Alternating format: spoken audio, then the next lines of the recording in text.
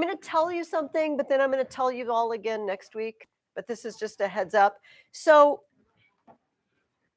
some of you, maybe not very many of you, maybe only Owen knows. I teach this class on another day, but my classes are 16-week semesters, and you guys only do 15 weeks for whatever reason. So that means you miss a week. And it happens to be the week we do Macbeth. Yes. Sadly. So what I'm going to do is I'm going to send, so we meet next week and we'll finish the Chaucer storybook. But then the following week, I will have classes on Tuesday, but you guys won't have class on Wednesday. But I'll record it for you. And so it'll just sort of be optional.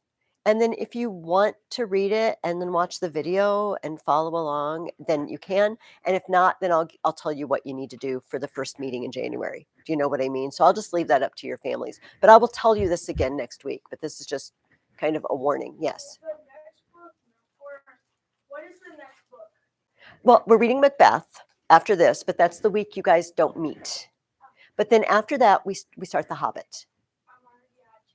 Awesome. I'm hoping you guys will read lots of Hobbit over Christmas break. Just curl up with The Hobbit when you're waiting for your mom to get the next batch of cookies out of the oven or whatever. Yes. Oh, absolutely. Yeah, any audio books you have, if you prefer that, do it. Yes. Okay, recommendation. I don't know how to say it. On YouTube, there's one audiobook, and it's The Hobbit, and it's free, and it's probably the best thing you can get. Like, Libby. Wait. Hey, Jaden. I'm pretty sure YouTube doesn't have like download. no, there's a literal. Yeah, it's like. Could you send or have your mom send me the link to that, and then I could send it to everybody? That'd be awesome. Or you can just go to the library and get a CD. Or you can get a CD, and sometimes you can get ones that are acted out. But make sure it's the actual book. Sometimes it's a dramatization, but yes. It's just like a big picture, and then a guy just speaking, but like it has all this sound effects. Oh, that's fun. That's fun. All right, thank you, Jaden. Yes, because that's what we're going to do after Christmas. We're going to read The Hobbit and all 3 Lord of the Rings books. That's gonna be. I have all 3 of those. I've already read. It will take 16 weeks because you're going to read a lot. So here's what I want to do before I hand your papers back. When I was editing your papers, a couple of things cropped up, and okay, listen up, because hey, Nathan, I'm going to tell you guys a dirty secret, so you will listen up. Grammar rules don't always need to be followed. You didn't hear it from me, but here's the thing. Sometimes we break the rules for effect. It just sounds better. Sometimes we write a fragment. What a surprise, and that's not a complete sentence, but it's for effect. Sometimes we tweak the rules for effect, but you got to know the rules to know if it's legitimate to break them or not. It's like artists. Artists train. Have you ever seen art that's kind of wonky, a little weird? Okay, but those artists actually knew the rules. They knew the rules of perspective. They knew how to paint, mix colors, brush strokes, and everything. And then they deliberately choose sometimes to not do it that way for an effect. So here's a rule that a lot of people, and several of you in here, I think some of my Tuesday kids have been breaking. And I'm going to show you the rule, and I'm going to show you a case where, I might break the rule. But I want you to know the rule. And so these 2 sentences I wrote on the board.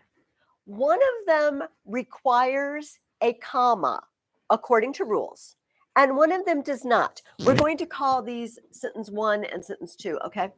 Which sentence do you think requires a comma? You say number 1, and Nathan says number 2. Okay, so, or why number 1? Where would you put the comma?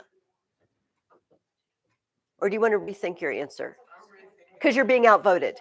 Nathan, you shout it out. What's the rule? Where does the comma go, first of all? Comma goes before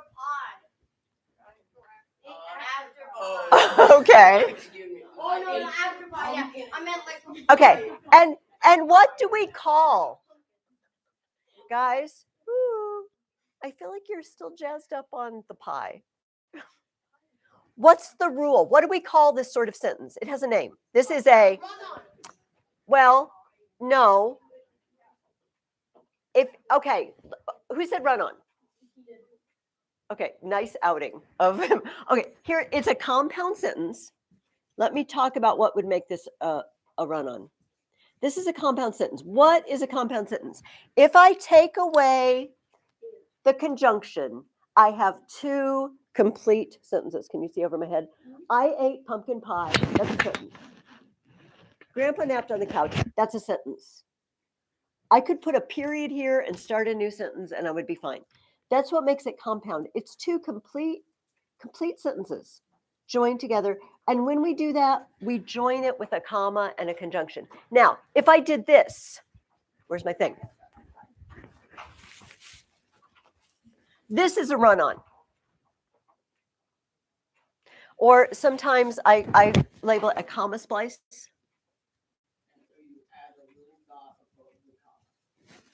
Yes, you could do this. This is a place that you can join with a semicolon. Two complete sentences joined with a semicolon. But if you only have a comma or nothing at all, that's a problem. That's a run-on sentence. So when I have two complete thoughts, they both make utter sense by themselves. I have to join them somehow. And I join them with the semicolon, or I join them with a comma and a conjunction. In this case, and would work, but would work. I ate pumpkin pie, but Grandpa napped on the couch. Maybe he missed the pie. You know, how they just zonked before we got the pie out. Because sometimes you got to have a little time after the turkey, you know, to let it settle before you bring out the pie, you know. Okay, so what is different about this sentence? Yeah, Oren.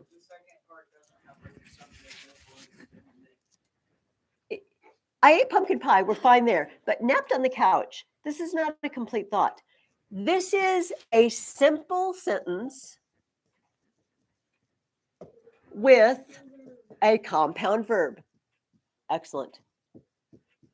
And you don't need a comma. We just don't, we don't do this. I ate pumpkin pie and napped on the couch. Now, that's the rule. Now I'm going to break the rule. Sometimes when it's very, very short, each of your complete sentences is very short. I ate and Grandpa napped. Okay, this is too. No, and. If I take the and, these are complete thoughts. I ate. It doesn't tell you very much, but it tells you something. And Grandpa napped. This tells you plenty. And so the rule would say this. But it's so short. And sometimes I want my reader to just zip through it. You know, just I ate and Grandpa napped. And so this is a place where I might skip it. And here's the thing. When I edit your papers for you, it kind of almost depends on my mood. You might write this and I might be in a comma mood and I might put a comma in. And then other times you write it like this and I might say, no, that breaks up the speed of a short sentence and I might X out your comma because we don't always follow the rules. But we need to know the rules. But then sometimes I think, well, I don't know. I don't think that needs a comma, even though technically it's a compound sentence. Well, here's the rule that I like to follow. When you are reading out loud, if you were reading your paper out loud, there are places where you stop at the end of a sort of an idea to take a breath. I ate pumpkin pie and Grandpa napped on the couch. This is a natural pause place to me. I ate pumpkin pie and Grandpa napped on the couch. That's a lot to say in one breath. I ate pumpkin pie and Grandpa napped on the couch. I ate and Grandpa napped. See, I can get that all out at once. So often if you look at your papers where I put in commas, sometimes I put in commas simply because I think you should pause there. I think your reader needs to pause and think about what you've just said before they move on. Now, yes. So when I read it, I feel like it's for like it said I ate and and it said or it said something like grandpa napped. It sounds like he cooked, like he was a grandpa and he napped. It kind of sounds like that. I don't know. Okay. I would think imagine.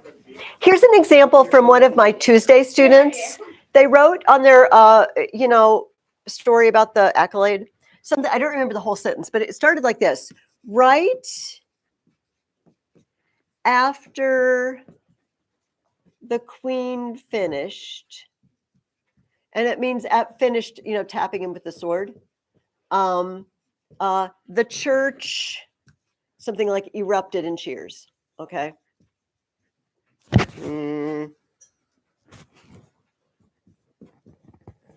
But here's the problem with the sentence this student wrote. They didn't put a comma.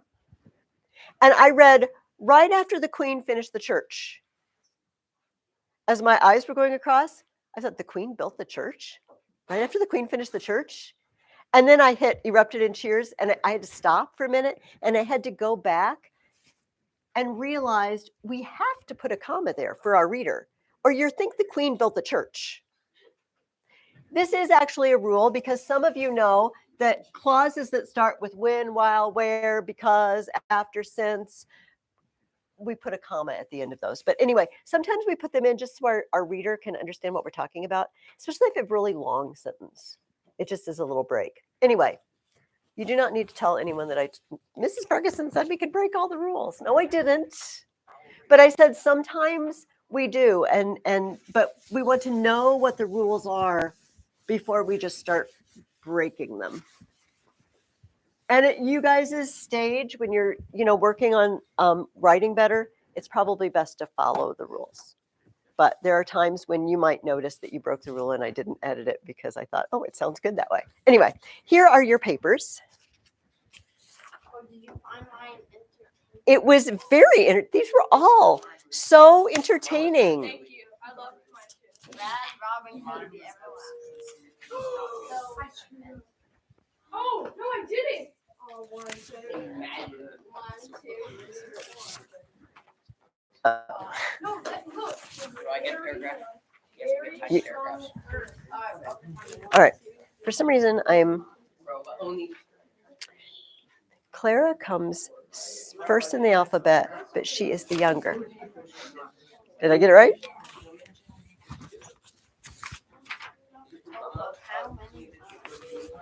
Caleb, Clara, Nathan. Okay.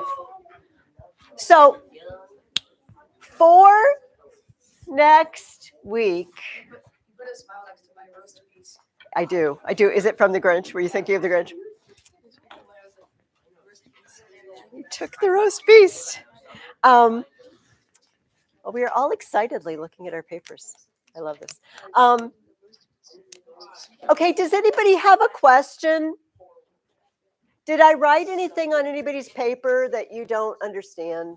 It might take a little time for some of you to look. If I've edited punctuation, it might take a while to go through, but do go through it.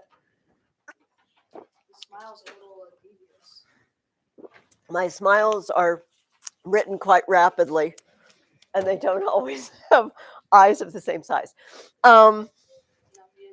Oh wait, you added a little thing.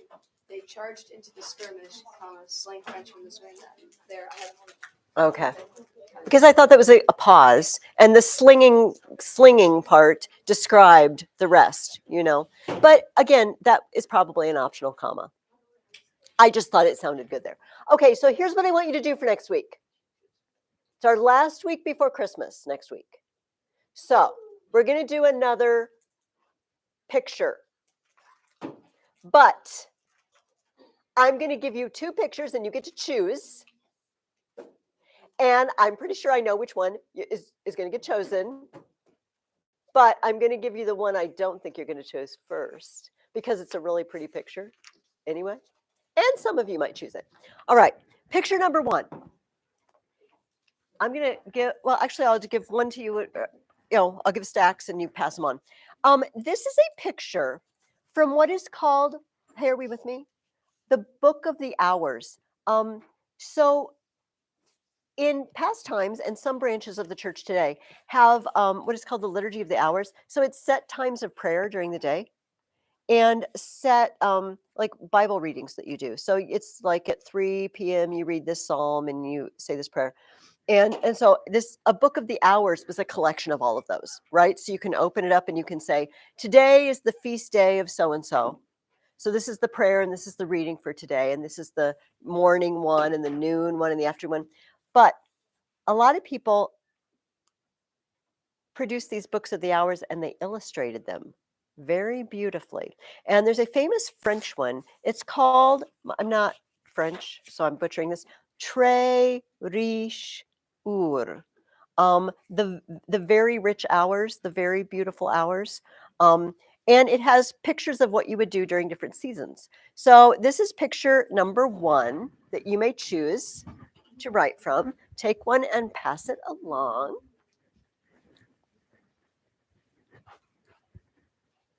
And I'm just going to remind you what you're doing while you look at it.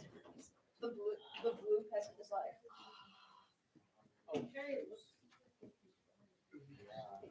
There's another picture. Yes, just, boy, that sounded like you didn't like this picture. Do we get another picture? Wow. The artist is offended of the picture I just gave you.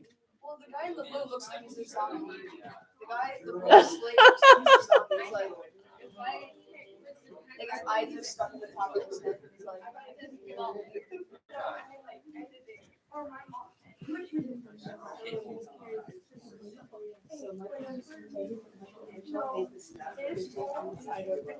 Okay. Guys, listen. When I give you the next picture, you're all going to erupt in excitement. So before I do it, because I'm going to have to calm you down after, I want to remind you what this assignment looks like.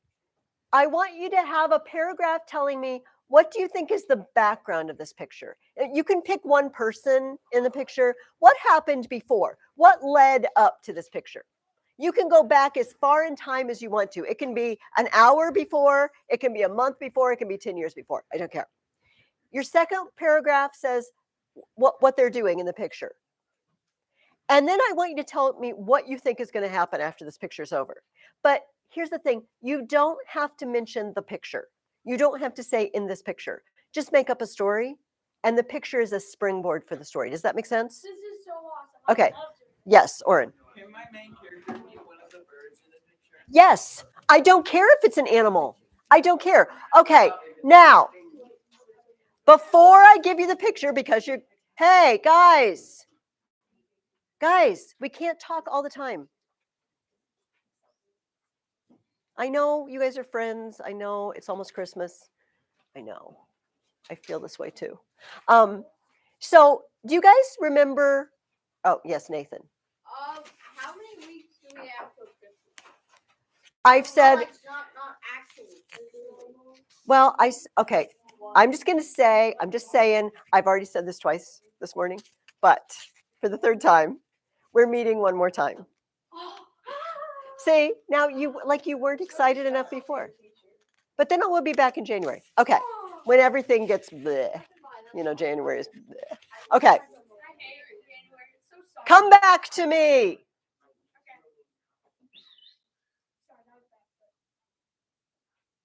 Because then don't make me start moving people around. I'm not sure it would help. But anyway. Okay. So are we all familiar with Mary and Martha in the Bible? Jesus went to visit them, and Martha was very busy. I feel for Martha because she's got to make the food, right? Like, food doesn't make itself. But Jesus said, you know what, Mary had picked the better part. Anyway, Martha, so legend has it, went on to spread the gospel about Jesus after Jesus' resurrection and supposedly went to a town that was being terrorized by a dragon. And she went and, I don't know, had a talk with the dragon and was able to lead it away on a leash. I have nothing to say about that. But this is Saint Martha and the Dragon. Enjoy. And then she walks out the door, starts moonwalking.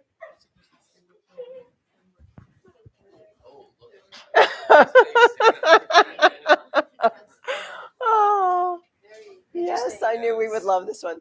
I think I'll do the other one though. Because Oh, it's okay. so thought-provoking. You know, if there's a lot of people doing stuff. In this particular photograph, No, so it they're looks like a joined fat dog. and he works some more at the end. I'm doing this one. It looks like a fat alligator crocodile. Oh, no way. That's dead. That well, it's a story with no conflict, though, and that's kind of a boring story if there's no conflict. Oh, see, that's an artistic statement. The boredom is an artistic statement in that case. Okay, so here's the thing. You guys may choose whichever picture you want. You don't have to do both of them. Is that clear to everybody? You don't have to write 2 stories unless you really just want to. You're just into it, which I will read both your stories if you write to. It's no problem.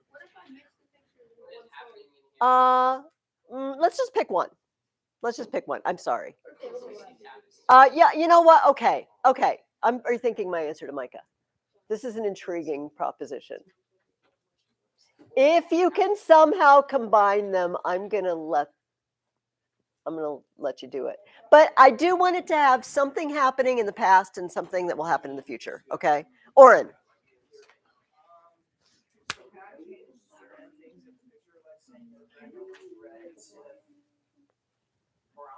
I do not see any reason why we can't change the color or clothing involved in the characters, and we're going to include the dragon as a character in the story.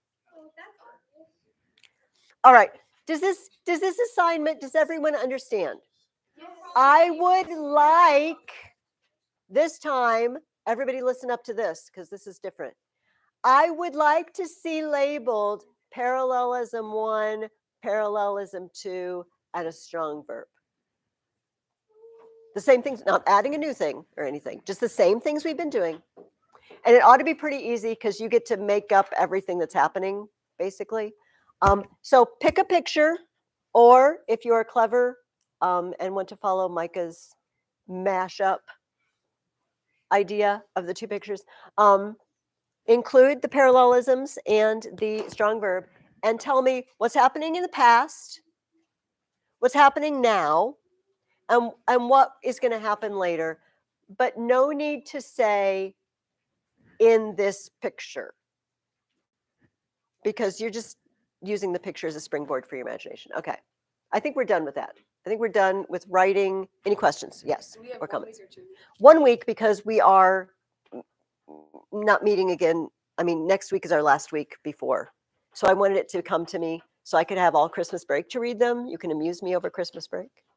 And also because that would be a long time. Because you guys are stopping so early. I think we're not going to meet for a month. So it just seems like we should do it before. Okay, if everybody understands what we're doing, let's move on. And you can open up to your reading questions on page 33. You guys read about learning, education for this week. And I have a question. This Yes. one, I guess so. That day, I did it at the end of my school day, Uh-huh. and I'm like, where is everything? And then my mom's like, in the first sentence, there's something like, I'm so sorry. Like I just look at it. Like I kept looking at it for at least 30 minutes, and I'm like, I'm so cool. Like I can't. What do you mean? You were looking for the answer to the first question? Yeah. Yeah, because first sentence. it's not. Yeah, but it's not in chapter 18, really. I think that was it was in chapter 19. No, I didn't really ask you anything about chapter 18, part 1, and that is possibly what threw you. But I wanted to talk about it. And I have a really kind of important question to ask you guys. Why are we here in this room learning? Why do you guys have school? Because my parents paid for education. Okay, okay, Finance, for some reason, don't let me to go to public school. okay, It's yes, the worst place in the world. okay. Now, these are very different answers. First of all, let me take Micah's first, and then I'm going to come back. Micah, how does this glorify God?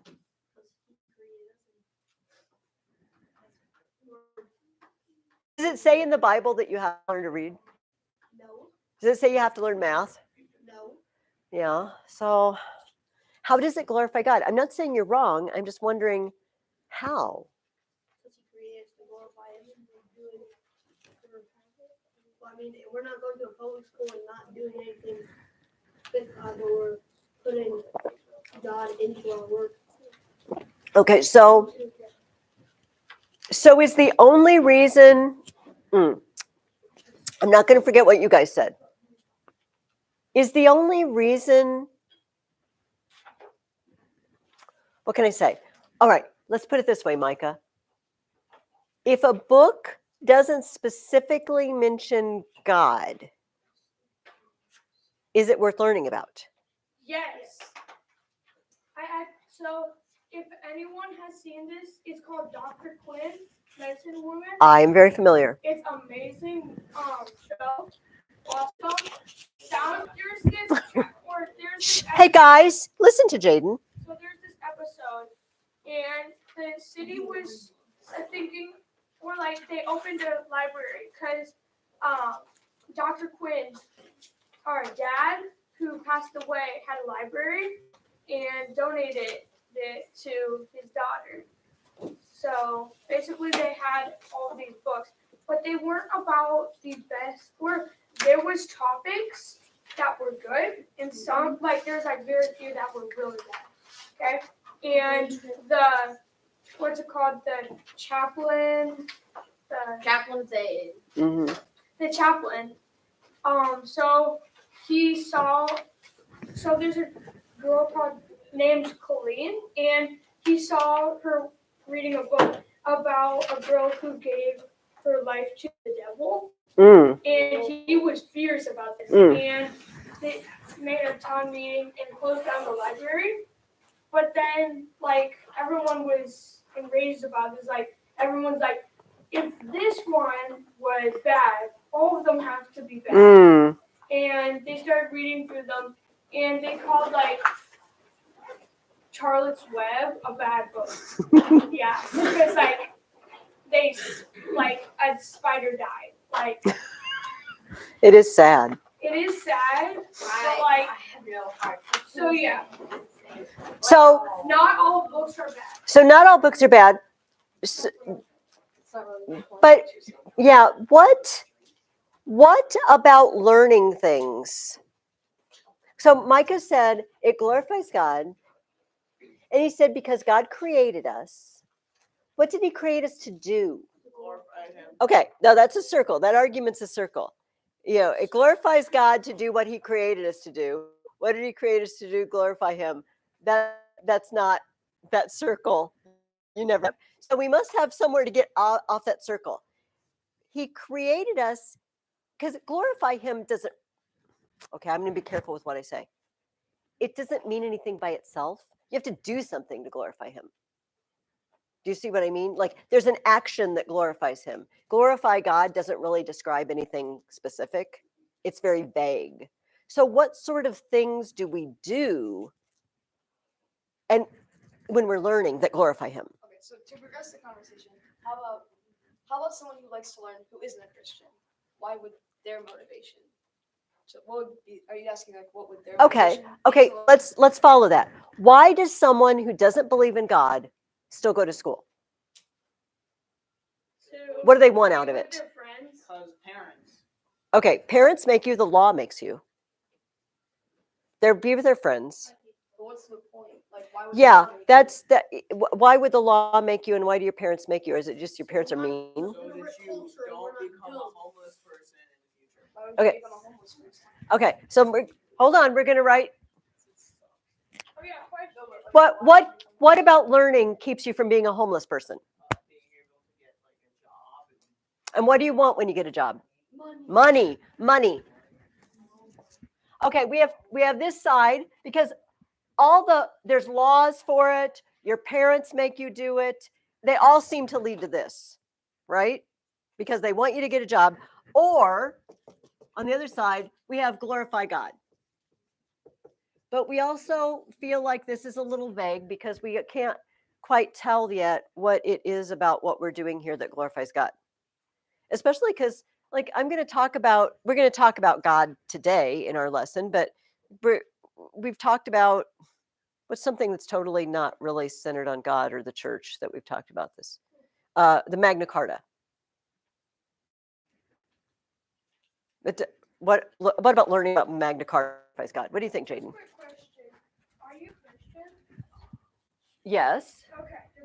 I just wanted to. Oh yes. No. Jaden, when I push back a little bit, it's because I want you to think. Not because, and sometimes I might say something I don't totally agree with, but just to make you think, to push you. Absolutely, I'm a Christian, and I do believe we're here to glorify God. But I want to know what is it that's vague?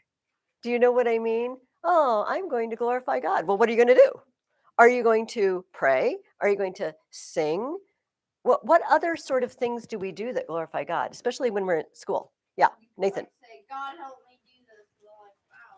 So praying. That's not praying. I'm giving glory to God by saying, God help me do this. Yeah. And Well, in a sense, that says he's the one who is able to help you. yeah. So, in a sense, that does. What do you think, Jaden? I was able to do this a couple times with friends. So, like really like teaching the word with others. Like at one point, I was just like hanging out with my Christian friends at public school, and like a kid comes up to me and he's like, "Hey, question, are you guys free to hang out with?" And like we're just like cool with it, and then we were able to bring him to church, and he still goes to our church. That's a really good story. That's really great. His family's there. And that glorifies God. But let's go back to what we do when we're at school. Okay, I'm going to take a new tack. All right. Now, how many of us think that making money is the goal of life? I mean, maybe you do, but hopefully not. Hopefully, we all realize that money can't buy everything, and especially it can't buy the most important things. Can't buy salvation. It can't buy love, as the Beatles told us. And so I'm going to throw out there that if we're just here learning things so we can get a good job and make money, that's a sad life because say you work 8 hours a day, that's 16 hours a day that you're not working. 8 hours of those you sleep. What are you going to do with the 8 hours just aimlessly roam around looking to be entertained? That's not much of a life. I mean, you know what, Hans, it sounds pretty good initially, but it gets old. But if we think Micah is on the right track, glorify God. If we think that's a higher reason, we need to figure out what we're doing. So this is like a little logic lesson. You guys aren't really doing logic yet. I mean, you're doing like fallacies, but you're not doing hardcore logic, I don't think. But here we go. Human beings. Human beings. What is the group to which human beings belong? Hey, I'm going to make you guys think, but you're going to have to listen. Yeah, but that's no, the higher group. There's a group. Give me some characteristics of human beings. intelligent being that God made. Okay. Being. Are we? Sinful creatures. We're of darkness. Not intelligent. We are sinful. Sin and intelligence have nothing to do with each other.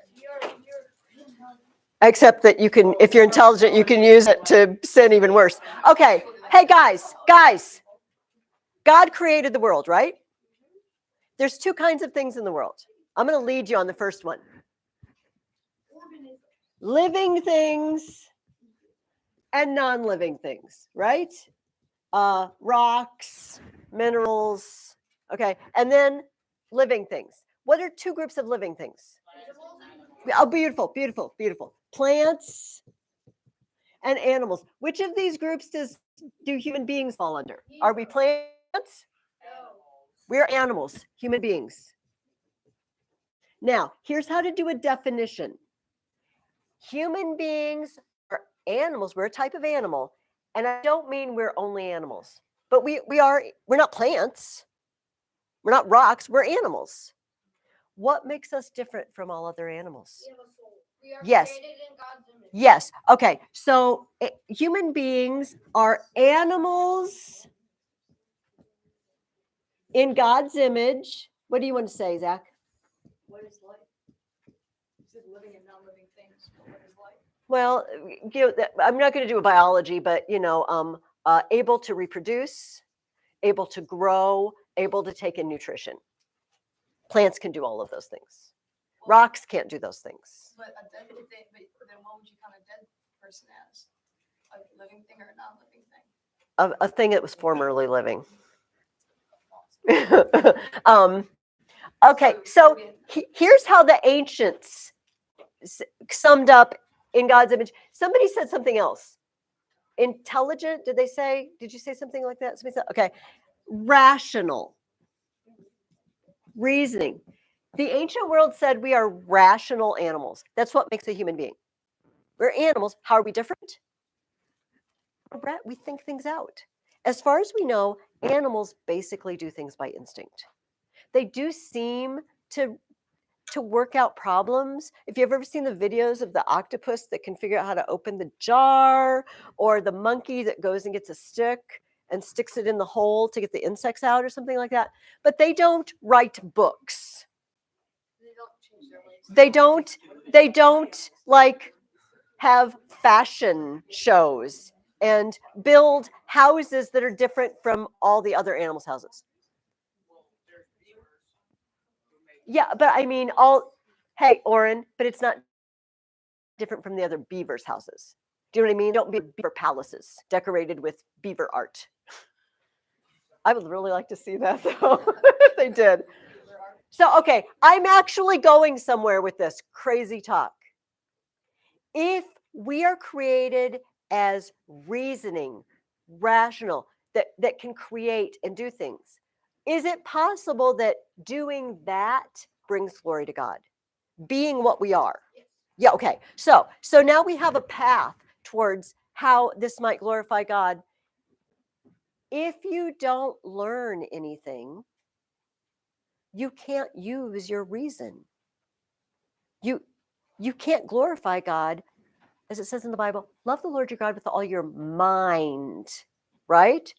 And your heart and your soul. But your mind is in that list. And so I'm going to throw out there that we're sitting here glorifying God because we're thinking.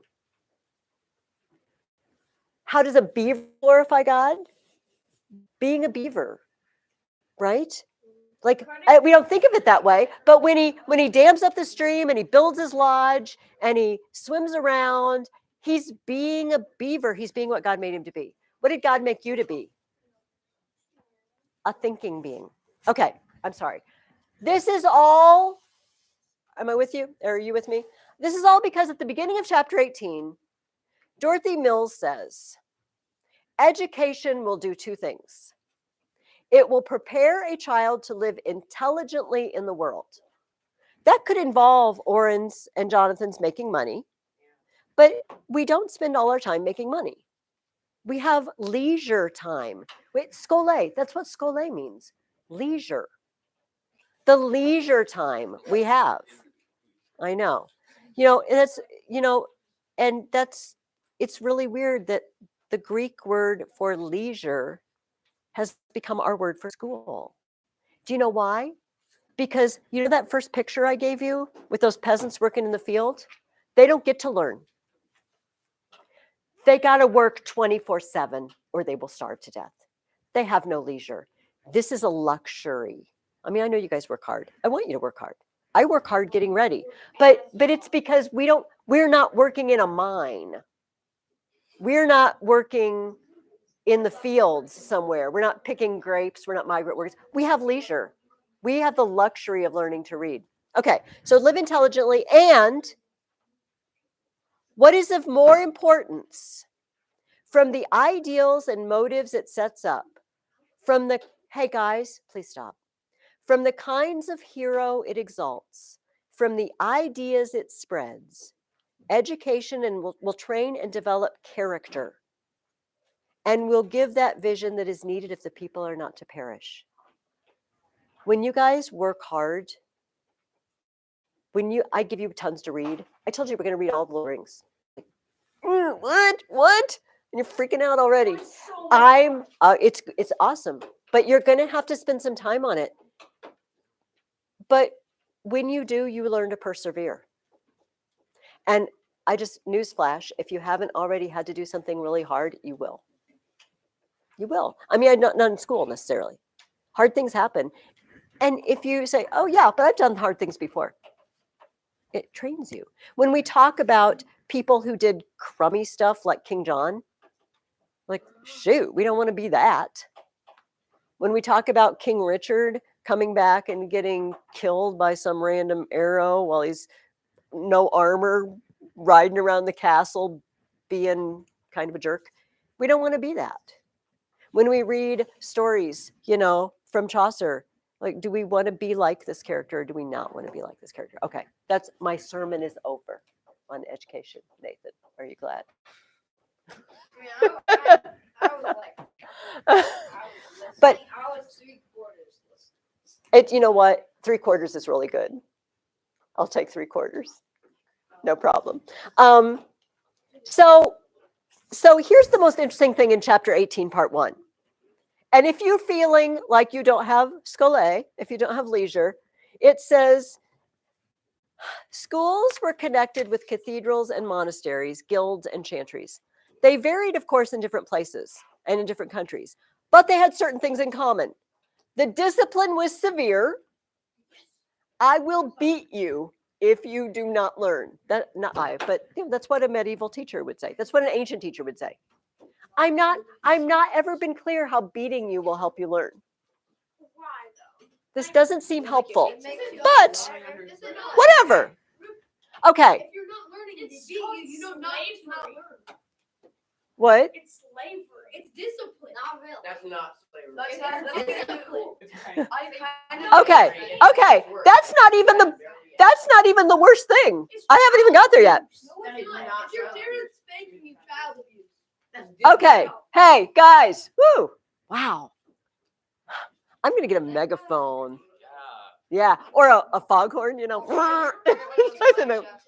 Okay. The hours were long.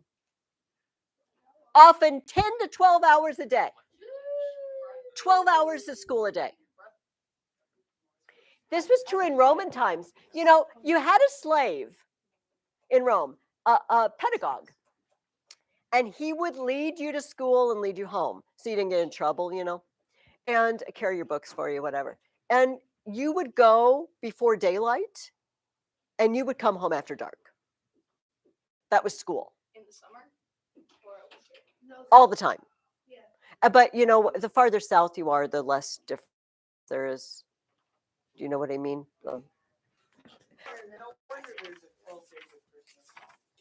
Yes. Well, that's because of the church. Probably they let you off for those 12 days because you guys might not. Christmas lasts for 12 days. Christmas has always lasted for Christmas. It lasts from December 25th to January 6th, Epiphany. So for like 2,000 years, the church has observed, like 12 days. And it's the Christmas season. Christmas lasts. Easter has a season too. It's 40 days long. But no, that's before. And then Easter lasts for 40 days after until the Ascension. And then 10 days later is Pentecost. So anyway, everybody used to follow the church calendar. And now we don't so much. Okay, so now let's get to the chapter that actually, this is the first question I asked you. What were the 2 higher branches of learning in the Middle Ages? The synthesis. Yes, Oren. Okay, do you know what? That is true, and I will talk about that. That's not exactly what I was going for. Theology and philosophy. Theology and philosophy. Okay, Micah, what do they call it when you come? Okay, I'm sorry, Jaden, but give other people a turn. We'll talk about what Oren said in a minute. Hey guys, this is almost like I'm trying to be very patient, but it's just on the edge of intolerable. We really need to calm down and stop talking all the time, because I have another hour and a half after you guys leave, and I'm not gonna have any voice left. All right, I really shouldn't have to shower. Okay, I know we're all hyped up and excited because we're decorating for Christmas and everything. I get it, I am too, but just try to give me this, okay? All right. Yeah, so philosophy and theology. What's philosophy? Yeah, I mean, this is a good question. Like, we talk about it, right? We use the word, oh, it's very philosophical. What is it? It is a kind of knowledge. It's fun to know. I love words. I love knowing what the parts of the words mean, you know? Philosophy, philo means love. Like Philadelphia is the city of brotherly love. That's what Philadelphia means in Greek. Sophia means wisdom. Technically, love of wisdom. And it asks questions like these. You know what? We were philosophizing just a little while ago. What is the point?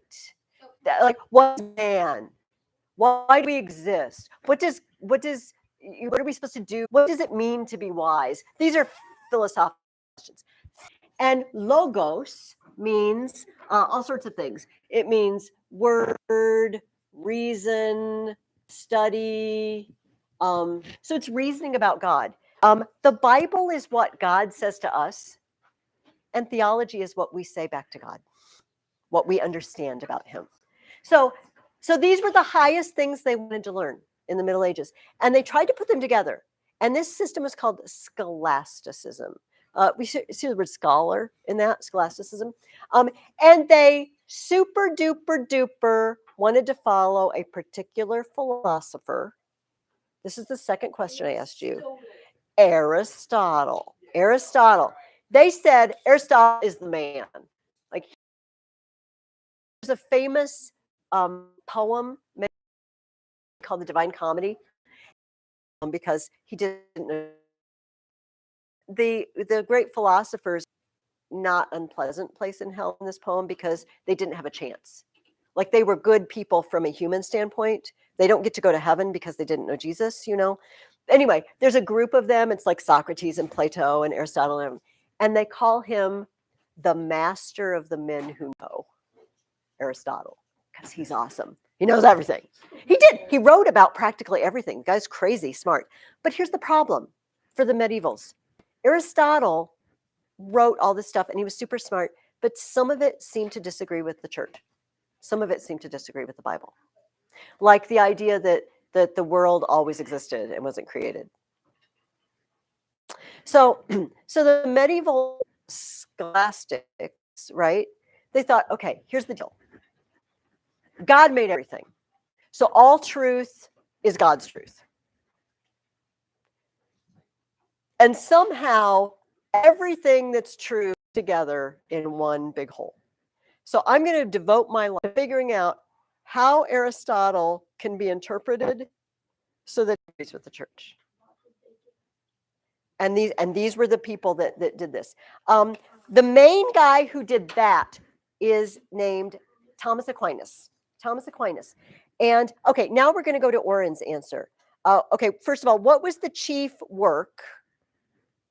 Yeah, Hans. The Summa Theologica. And you can see it means the collection of God knowledge, basically. It's really, really long. High schoolers are going to read, this is the shortest version. Then there's a version of called the Summa of the Summa. And this is the shorter Summa. But the actual Summa is multiple books. It's like thousands of pages long. And he devoted his life to trying to figure out how these go together. Now, let's go back to what Oren said, because he mentioned something that's important in modern classical education. He mentioned that all learning was basically the liberal arts, what we call the liberal arts. Why are they liberal? What do you think liberal means? I know it means in politics, but it didn't mean that first. What is liberal? Wait, do you know what? Oh, I'll give you a word that comes from it. Free. Because liberty, right? Like the Statue of Liberty or the Liberty Belt means freedom. These are the arts that set you free. These are the arts that free people, with scholarship, with leisure, get to follow.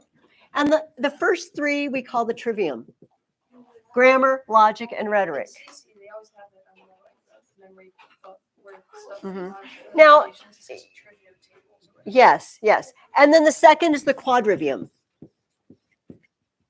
4 more arts. They are arithmetic, music, geometry, and astronomy. And grammar. So you start with grammar, and until your grammar is good, you don't, like, it wasn't it wasn't stages. They were arts. They were things to be learned. They weren't stages of development. And you learned these. If you were good enough at the first 3, you got promoted and you got to learn the upper ones. Not everybody made it past to arithmetic and geometry. Yes, they are. This means the 3 ways, the place where 3 ways meet, and it means the place where 4 ways meet. That was all learning. And do you know what? You guys know who C.S. Lewis is? Yes. Okay, so I was reading his, he wrote an autobiography called Surprised by Joy. And I was reading it because I'm going to teach a C.S. Lewis class next year. And so I was reading this, and he was talking about his education. And this was only about 100 years ago, right? He was a young man in the 20s, teens. He fought briefly in World War I. So he was born in 1898, I think. Anyway, this was all his education. Everything he learned was this. Was the liberal arts, and anything else he learned because he was curious and he learned on his own. He said it was very narrow, but he was brilliant. There's something to be said with learning just a few things, learning them really, really well, instead of learning a million things. Thomas Aquinas was the height of this. He said, it was very ambitious.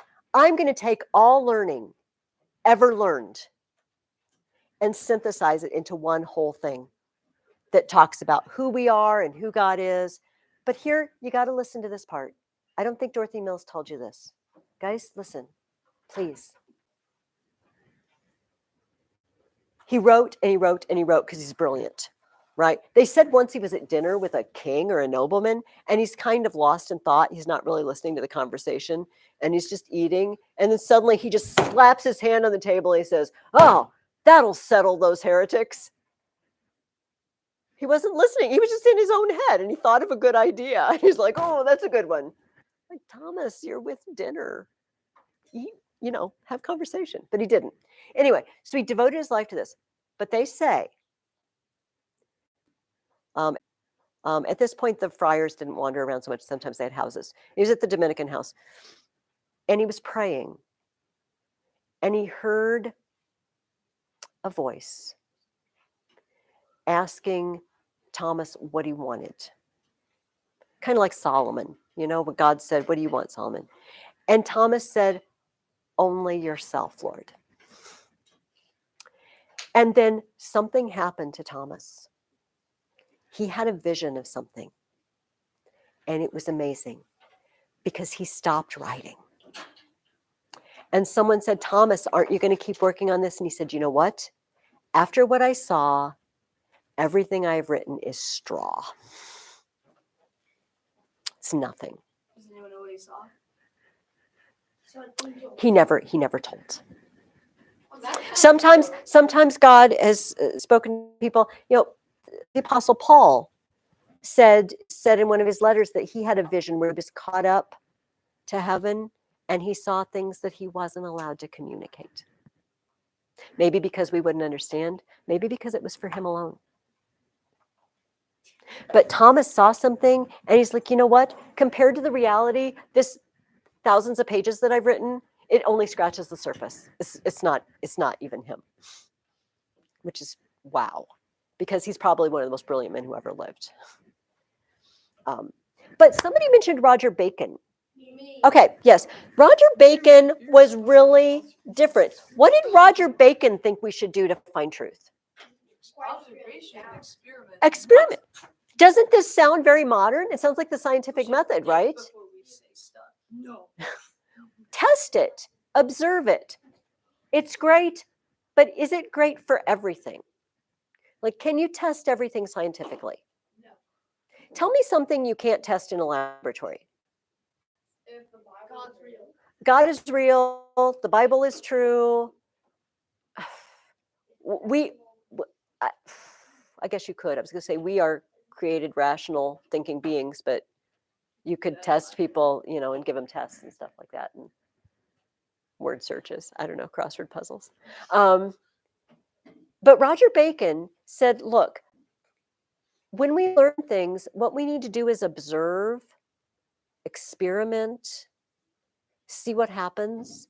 So people call Roger Bacon sort of the father of modern science, this idea that we should test things. The only thing is, if you start thinking that if I can't test it in a lab, it's not real. And there are people who feel this way now, aren't there? I mean, maybe you know this already. That the things you guys mentioned, the Bible is true, God is real. Well, I can't test it. I can't see it. I can't weigh it in scales, so it must not exist. Angels, for example, can't test them. Can't. So maybe they don't exist. That's what modern materialists would say. I don't think Roger Bacon would have said that. He started something that led that way, though. But he did start the idea that we should experiment and observe.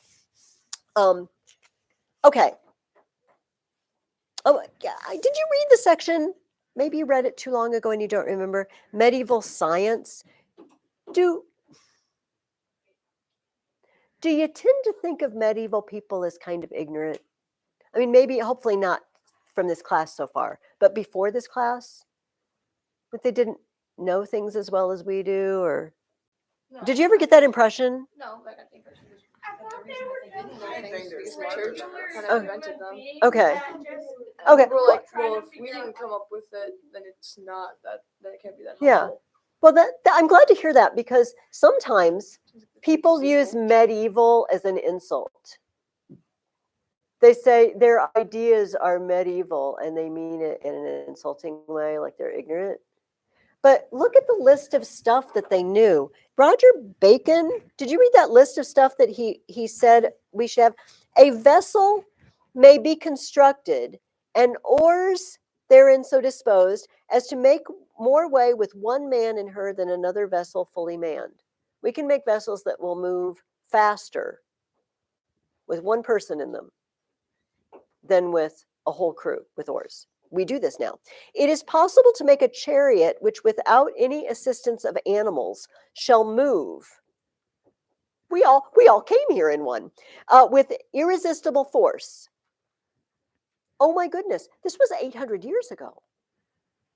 It is possible to make instruments for flying, so that a man sitting in the middle thereof and steering with a kind of rudder may manage what is contrived to answer the end of wings. I flew somewhere over Thanksgiving and I sat over the wing.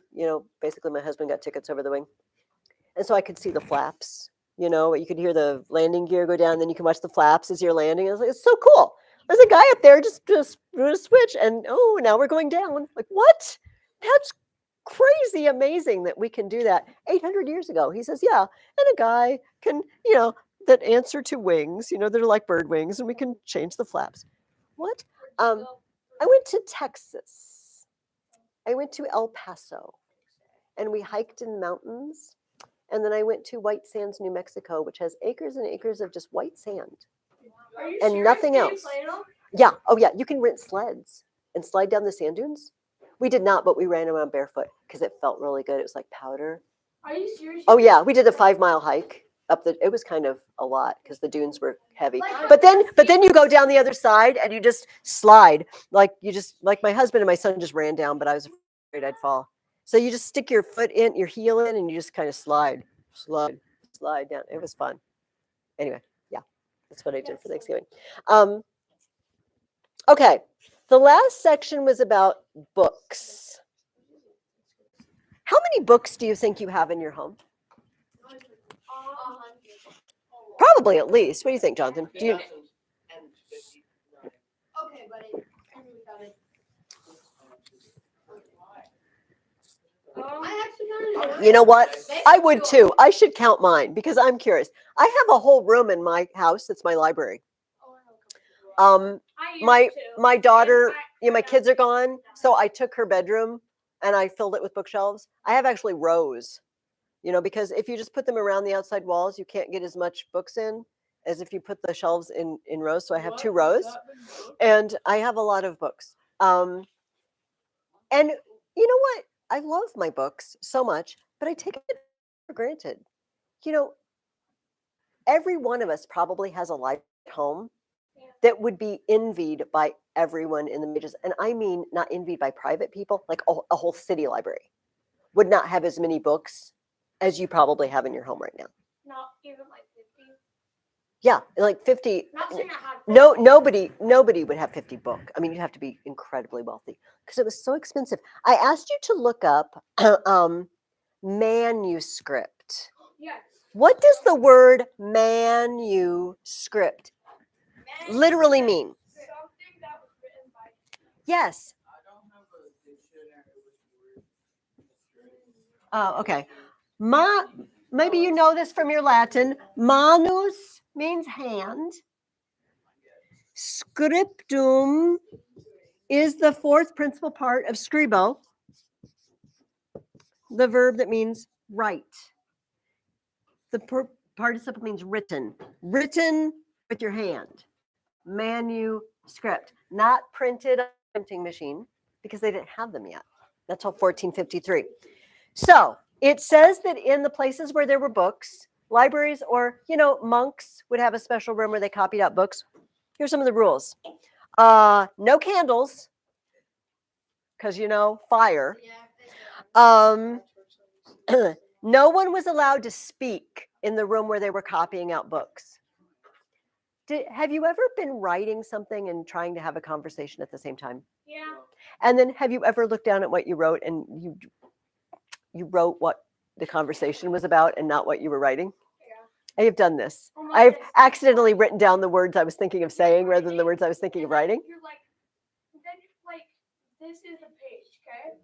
Like you're writing straight, and then it's like, and then like at the end of like the conversation, you're like writing on the table. You're like, what? Yes, it's very hard. We say that we multitask, but we really don't very well. We think we do. We like to lie to ourselves. Oh, I can do both those things at the same time. This is why people text and drive and then they get killed. It's like, oh, I can do that. No, you can't. You can't do it. Don't try. So they didn't want anyone talking because if I'm copying out, the one copy for my province of the Psalms, I don't want to screw it up. Not to mention writing materials are expensive. They used to use papyrus, but then they couldn't get the papyrus from Egypt because who took over Egypt? The Muslims took over Egypt. They weren't giving us papyrus anymore. So they had to use parchment, which is like sheepskin. Like you take a sheep, and scrape all the fur and you dry the skin. It's expensive. Do you know what they did sometimes? I only learned this a few years ago. This was crazy. It's got a funny name. I kind of don't like the way it sounds. It's called a palimpsest. I know, it makes me laugh. I just like, ooh, I'm going to call it something else. I don't like the word. But what it means is writing on top of other writing. Because you ran out of parchment. So you would kind of scrape it to try to get the ink off and you'd reuse it. It's sort of like, like erasing your pencil because you need that piece of paper, but you know how you'd still be able to see the pencil underneath and then you'd write on top of it? It was like that only with parchment. And there's this monastery in in the Sinai Peninsula, St. Catherine's Monastery, and they have crazy old manuscripts, like nobody even knows. So scholars went there and they started digging through baskets. Guys, they were baskets of rolled up parchment that they were using to kindle fires with, because they didn't have, there's no wood, there's no trees growing there. And the scholars started looking and they're like, what the heck? I can't believe what's in this basket. And they started, so they bring them home and they start looking through modern equipment, microscopes and things like that. There's writing under the writing, and they can recreate it. And they have found such incredibly old writing on parchments. In fact, I think, I read a book on this, but it's been like 15 or 20 years ago. I think they found an older copy of one of the books of the Bible than we had. Like a new oldest copy of one of the books of the Bible ever at this monastery in the desert at St. Catherine's. Yeah. And it's going to get burned eventually, because nobody, I mean, you can't really necessarily tell if you're not trained that there's writing underneath. So it was expensive. This parchment was expensive, but they loved these books. I'm going to bring around a couple of pictures of a beautiful book here, but I'm going to read this because it's so funny. I think it's funny. These guys would copy books, and it gets a little tiring. After a couple of hours, after 8 hours, your hands getting tired. Do you guys' hands get tired sometimes? Like physically tired when you write? It got kind of like you need to stretch your hand or something. And so imagine you're doing it for hours and hours, and you're just so tired, and there's all these rules, and you can't have candles, so you're like squinting, and you can't bring food and drink in there because you spill something on it, so you're hungry and you're tired, it's kind of cold in there, whatever. And so these guys would finish books, and then they'd write things in the margins. Sometimes they'd write jokes. Sometimes they would write a poem, which I'm going to read. Sometimes they would just write things like, well, I finally got that done. I better get paid for it, and stuff like this, like little comments to themselves because they were tired. But the most famous one is this Irish monk, and he's copying out Greek grammar and Psalms, and suddenly he just writes this. He just up a poem because he gets bored, whatever. I don't know. He's just tired. It's called Pangerban, and that sounds funny. It means, for whatever reason, it means a white fuller. A fuller is someone who stomps on your clothes to get them clean. Are you familiar with this? I don't think it works. Don't stomp on your clothes. Fuller, Fuller. A fuller is someone who beats your clothes. Like beats them or stomps on them, and then they give them back. They're like, oh, your clothes are clean. No, they're not. Okay, so apparently it's about a cat, and apparently the cat is white, and this is the cat's name. Okay, I and Pangerban my cat, 'tis a like task we are at. Hunting mice is his delight. Hunting words, I sit all night. Better far than praise of men, 'tis to sit with book and pen. Panger bears me no ill will. He too plies his simple skill. 'Tis a merry thing to see at our tasks how glad are we, when at home we sit and find entertainment to our mind. Oftentimes a mouse will stray in the hero Panger's way. Oftentimes my keen thought set takes a meaning in his net. 'Gainst the wall he sets his eye, full and fierce and sharp and sly. 'Gainst the wall of knowledge I all my little wisdom try. When a mouse starts from his den, oh, how glad is Panger then! Oh, what gladness do I prove when I solve the doubts I love. So in peace our task we ply, Pangerban, my cat, and I. In our arts we find our bliss, I have mine and he has his. Practice every day has made Panger perfect in his trade.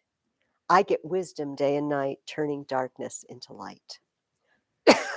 This bored Irish monk writes this in the margin of his book, and he thinks, you know what, I'm like a cat. Cats chase mice. I chase ideas. I chase words and learning. Now, I brought in a couple of books previously to show you what a beautiful job they did on some of these. Maybe I'll just show you one of these. I marked 2 pages. This is a very big book. This is a Psalter, so it's a copy of the Psalms. And the weird thing about this one was it started in England and then somehow it wasn't finished, but it got to Spain. They finished it in Spain. But it gives you an idea of the beautiful pictures and the writing. This particular one is a Psalm of David, so it's talking about David being rescued from Saul. I'm sorry, I swallowed wrong. Look at the writing. Isn't that amazing? Can you imagine devoting your life writing this out on the parchment? Isn't it gorgeous? I mean, this is only one page. It's one, like this is one psalm. There's one of these for every psalm. A page like this for every psalm. They are. It comes out red because it's the grapes of wrath.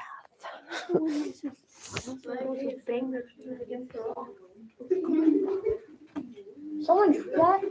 Oh yeah, painted it on the parchment. Isn't that gold leaf? It is. If it looks like gold leaf, it is. Not in this book. You know, this is just a reproduction, but in the real book. I don't know where this real book is. But look at the writing. Look at the handwriting. I cannot read it. I cannot read it very well either. It's very hard to read. Here, I'll show you two and then I'll show those three. This is just one page of 150 Psalms. Why are there flying people in space in blue jumpsuits? I don't know. I don't know that they're flying. Maybe it just looks that way. It's amazing. It's really beautiful. And so every psalm is illustrated with symbolism or, like I said, the story of David, because many of the Psalms are David. I do not know. You cry. I don't. That would be awful. Sometimes they do wipe it away and try to turn it into a little picture, you know, if you get an ink blot. Okay. I also, for next week, I would like you guys to read chapter 20. All right, of Dorothy Mills. Let's spend the rest of our time talking about Chaucer, about the Canterbury Tales. Wait, how much time do you have left? We have about 20 minutes. I can't tell if that means you want to leave now and you wish you did have 20 minutes or, oh shoot, we only have 20 minutes left. You know, I'm going to choose that one. I'm going to choose to believe that one. Yes. Yes.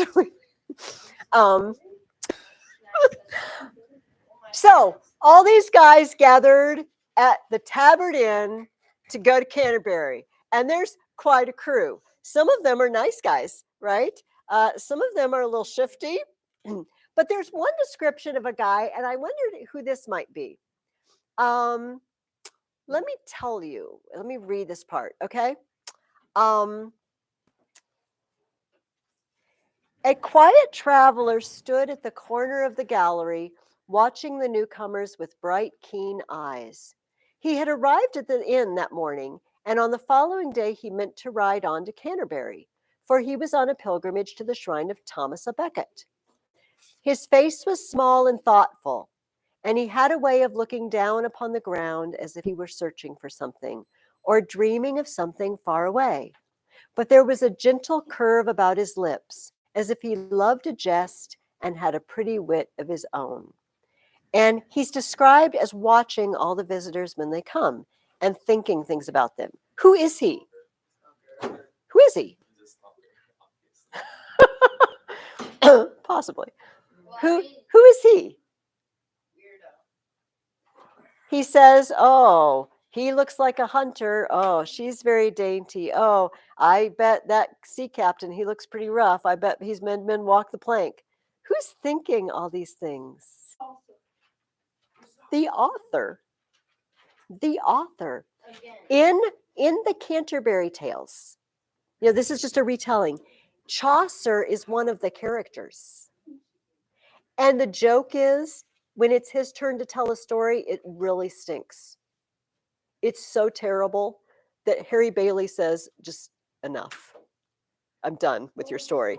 Harry Bailey. The guy who's the innkeeper who travels with them, I know is also the same name. Yeah, but it's a joke. Because Chaucer is the creator of all these stories. And so in the book, when his character tells a story, he's a bad storyteller. It's a joke because he's a great storyteller because he told every single one of the stories. What? Have we read his story yet? No, because it's not in here. Oh. Only 11 of the stories are in here. Some of the stories are not very nice. I'm just going to say they're a little PG-13R. And so they usually don't give those to kids to read. What? What did they do? Step on a butterfly's wings? No, it's not very nice. And the tamer ones have a lot of passing of gas. A lot of that. And the R-rated ones have worse than that. But so we don't usually read those. But Chaucer's he tells some kind of poem, and it's not even a full story, so it never gets in collections. Yes. Like my mom, she read this book, but it was the normal version. Mm-hmm. It was very hard to read. She read it in college. Yes. Did she probably read it in Middle English then? Actually, in Middle English. So she read it in French class. Actually. Oh, okay. Okay. So yeah, this is only 11 stories, and they're probably a little more. There's a lot more stories, but like I said, yeah, he didn't ever write enough to make everybody tell 2 stories there and 2 stories back. He worked on it off and on throughout his life, and then he died, and it was left unfinished, sort of in pieces. Yeah, he said he only finished 1/3 of what he was going to say. Yeah, it was a big project. There was another guy who had done this. There's a story called the Decameron. And it was an Italian author, and it was during the plague. We're going to talk about the plague here in a couple weeks. And the story was these young men and women went to an estate outside the city, out in the country, to try to escape the plague. And they said they would tell stories to pass the time. And there's 100 stories in the Decameron. Yeah, so Chaucer freely stole, and some of the stories are actually the same stories that Chaucer tells from the Decameron. But the first story you guys read was The Knight's Tale. The knights live in ancient Greece. They worship Mars. One of them prays to Mars. Do you guys remember that? Just to remind you the story, these 2 guys are in prison, and they see Emily out of a window, and they're both in love with her. One of them gets out of prison, one of them doesn't. The guy in prison can keep looking at Emily every day, but he can't ever meet her. The guy who gets out of prison has been banished from the city, so he's free, but he never gets to see Emily anymore, right? They finally come back together, and they're going to fight it out. They're going to duke it out over Emily. And they each go and pray to, one of them prays to Mars, let me win the battle. One prays to Venus, let me win the girl. And the girl, Emily, goes and prays to Artemis, Diana, and says, I don't want to get married. But if I have to get married, let me get the one who loves me most. And so all these Greek gods are working it out. Here's my question for you. Did they joust in armor in ancient Greece? They did not. They did not. Everything about this story is mixed up. Have I told you guys the name for this? Putting things in the wrong time. Did I already write this name on the board? This is a fun word to learn.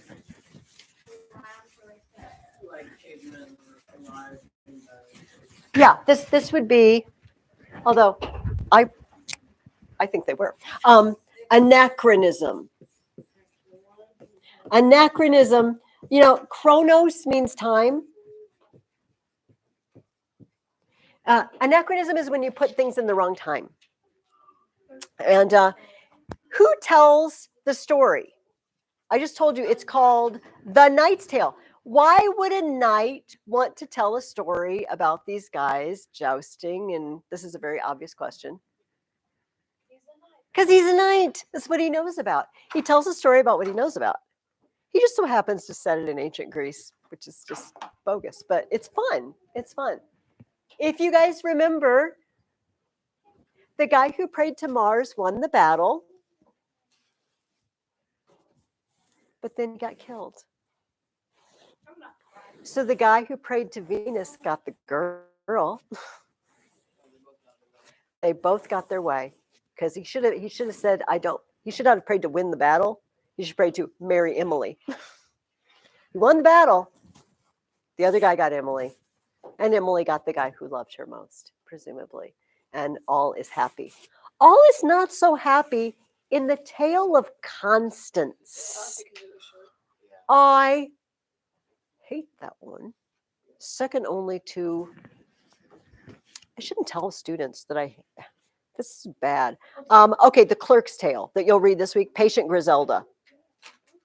Oh, I just want to throw things over Patient Griselda. Okay, Constance is the poor woman who's sent off to the east to marry a sultan, but his mother hates her, and so she kills everybody and sets this woman adrift in a boat, and then she ends up in Britain. And then the mother-in-law hates her there and sets her up. And then to put her in a boat again. She's just floating. Half her life, she's floating. I was curious why the lawyer tells this story.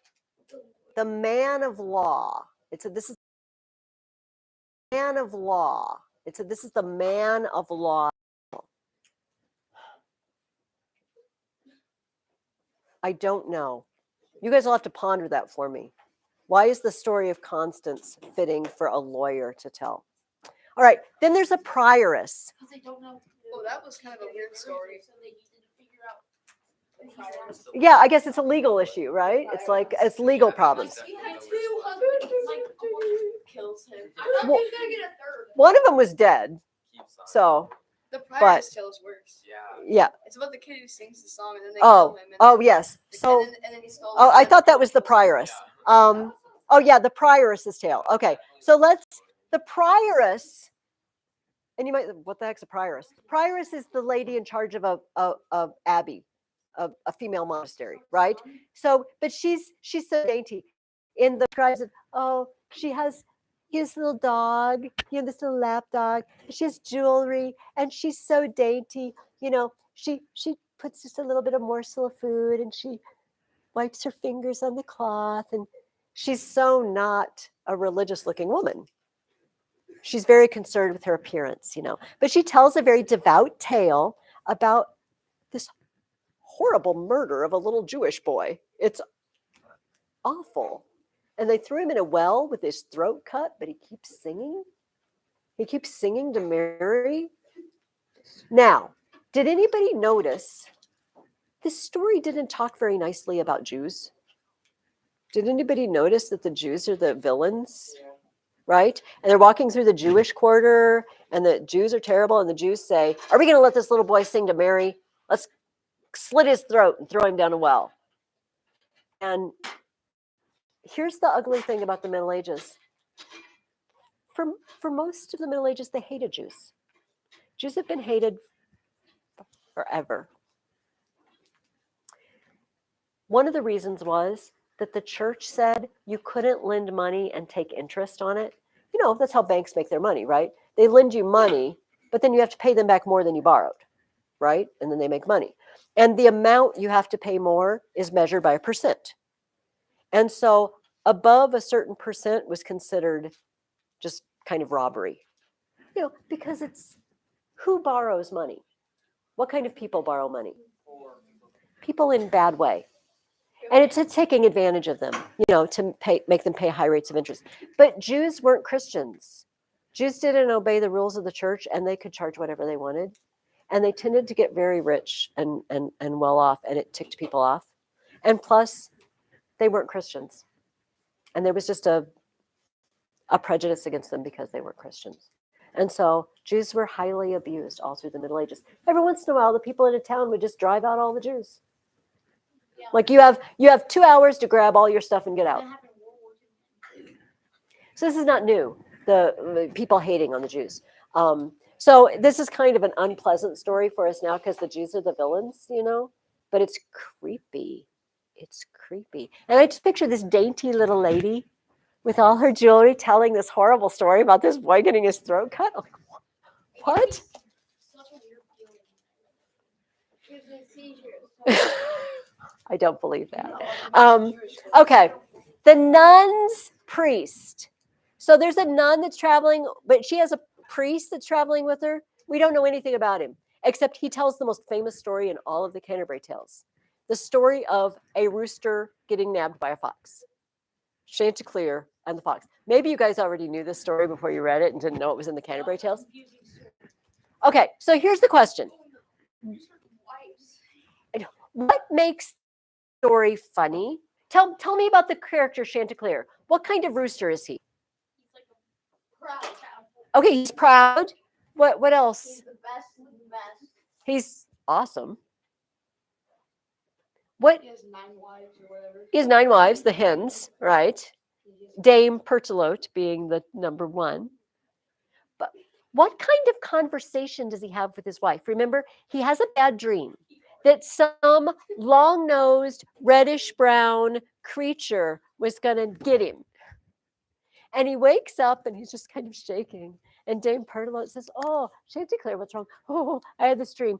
And then they have over half the story is this super long. What kind of conversation do they have?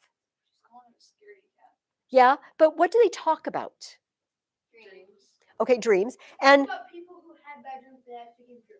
okay, yes, he tells a long story about a guy who dreamed that his companion was being murdered in a barn, and then it turned out to be true, and they dug his body out of a cart later and arrested the people. But listen to what. Okay, hang on. I'm going to read a couple of bits. Remember, this is a chicken talking. Do not forget this is a chicken talking.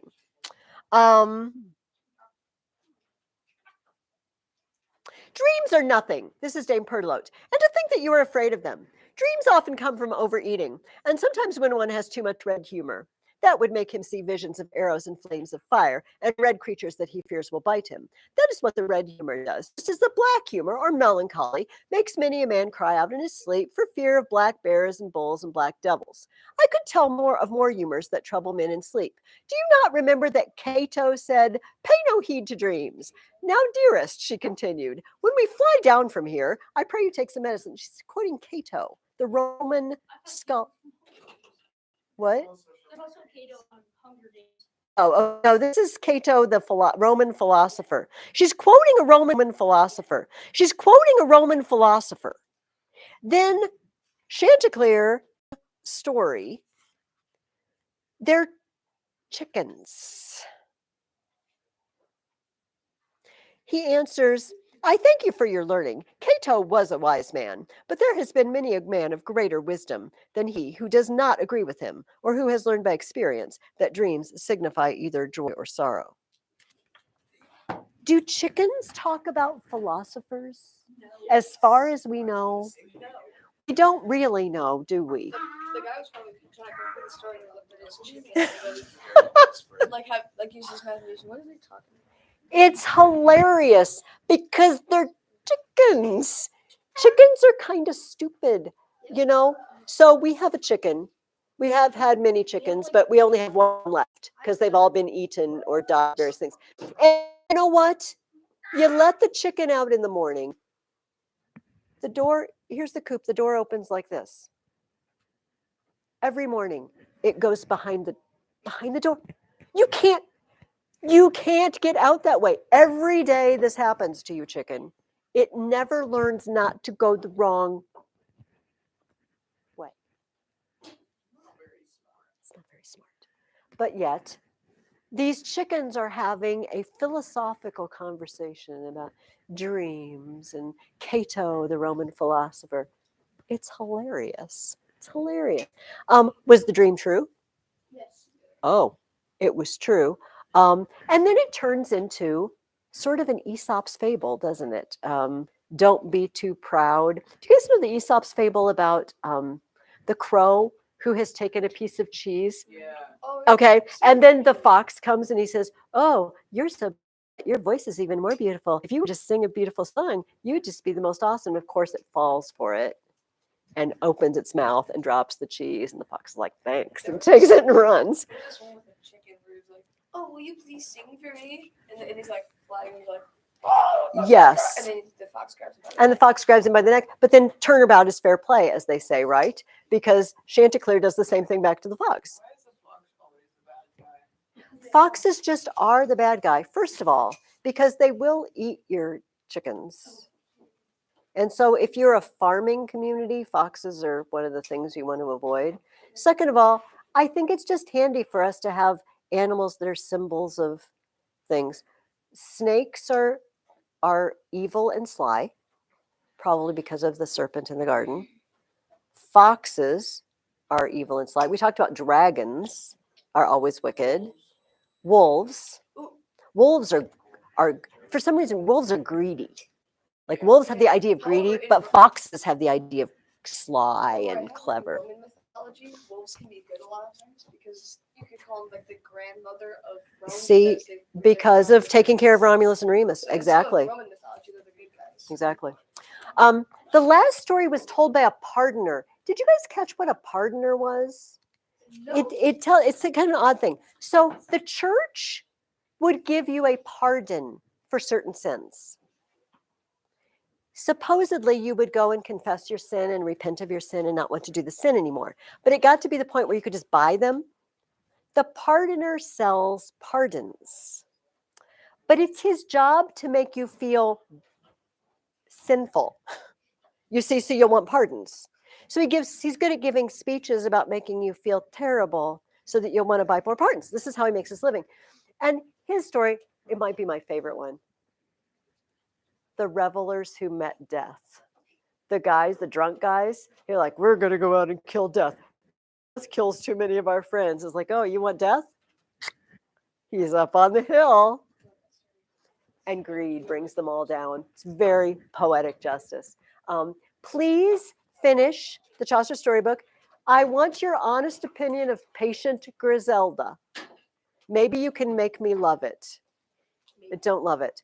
Read chapter 20 and write me a story on one of those pictures or a mashup of both of them if you prefer. Have a lovely day. I will see you next week. Oh, excuse me, sweetie.